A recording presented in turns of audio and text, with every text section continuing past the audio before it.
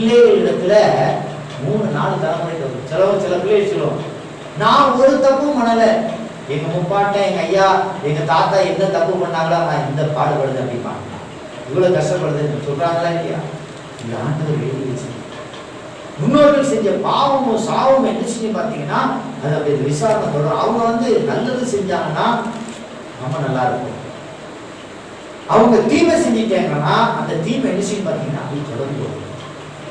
எப்படி அவங்களுடைய சொத்து நமக்கு வருது இல்லை, அவங்க சம்பாதிக்கிற சொத்து நமக்கு வருது இல்லை, வீடு கட்டினாங்கன்னா அந்த வீடு வருது, நிறைய நிலங்கள் வச்சிருந்தாங்க, நிறைய பணம் வச்சிருந்தாங்க, இந்த சொத்து சுகங்கள் எப்படி சந்ததியா வருதோ அது போல அவங்க செஞ்ச தப்பும் அவங்க செஞ்ச அக்கிரமும் அது பாதிக்கும்.